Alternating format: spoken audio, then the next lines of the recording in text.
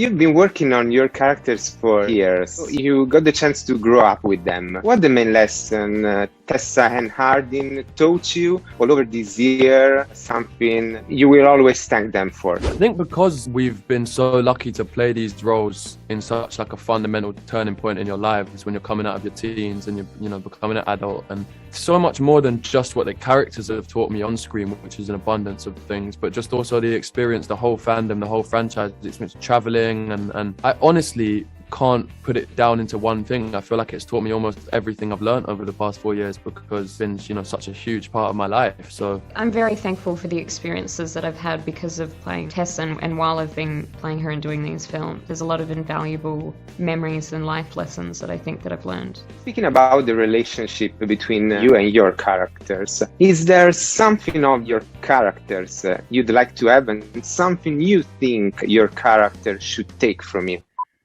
I would like... You go. I would like to have Hardin's car, because it's a lovely car. I would like Hardin to maybe think a bit more before he acts and try and work on using logic over emotional impulses sometimes, because he's a very intelligent guy. I just think he needs to breathe a bit more before he makes rash decisions. I would like to have her degree. I don't think she's finished it yet, but I don't have any qualifications. Like, if the acting thing doesn't work out, I'm kind of screwed.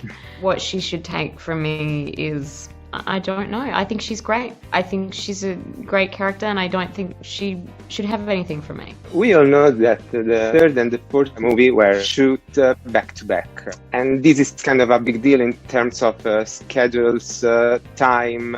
You had to learn twice the lines for the shootings. So my question is, how did you manage to survive? Do you know what, bro?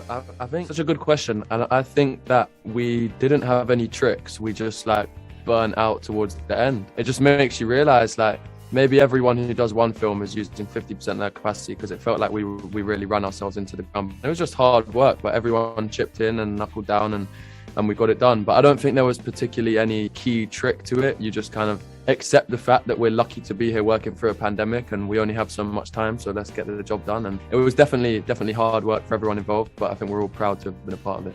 About this third movie, what are the things the fans will go crazy for? I think that the fans are going to be happy that this one's a faithful adaptation to the books, and I think that the tone is different and it's grittier, and they're going to really like that. And we have a bunch of new, wonderful actors in it, and I think they're going to be very happy. In this film, we really get into Tessa and Hardin's relationship more. They have a lot more one-on-one scenes and conversations and fights, and I think they're going to enjoy that. I think there's more of what they liked in 1 and 2. I agree that Joe said that Castile's brought a nice different style and tone to the film. I think it's a slightly more mature theme, which works with the fact the characters have grown up a bit. I think the dials have been turned up a little bit more in this one. It's my favourite so far of the franchise, so I think for abundance of reasons, everyone should go check it out.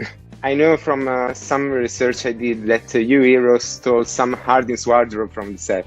I don't know about you, Josephine. Is there something you would have loved to steal from the set but you couldn't? There's a BMW i8 that I really, really like. I would like that. You, hero?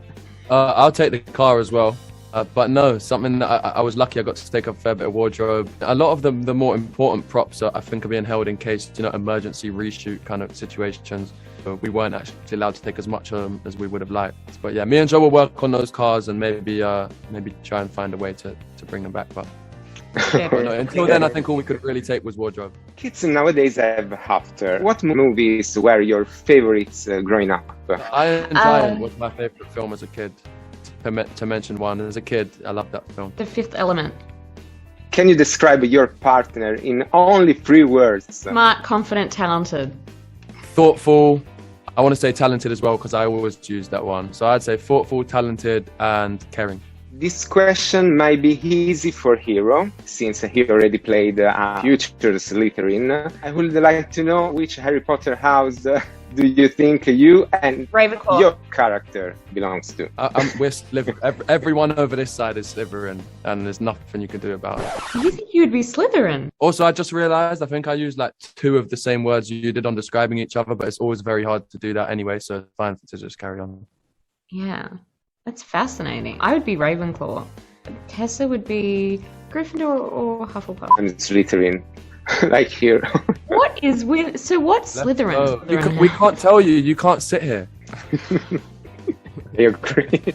If you could go back in time, what advice would you give yourself? If I could go back in time, I would do so much more than just give myself advice. But I'm so lucky to be in the position that I'm in today. I'd honestly just tell myself to continue to be kind. It's important, and don't worry. I feel like a message out there just to all like teenagers in general. It feels so much harder than it is at the time. You'll get through it and you'll look back and it will be absolutely fine. So I just say, don't worry, smile more. I probably would say to myself, it's just as hard as you think it's going to be. I'm not sure if I would give myself advice. I'd probably just like lurk behind a corner and watch myself and be really, because I wouldn't want to mess with the space-time continuum, and I wouldn't want to create like issues with the multiverse and the timeline and everything. So I would be very careful. Thank you so much for your question. Thank you. Thank you.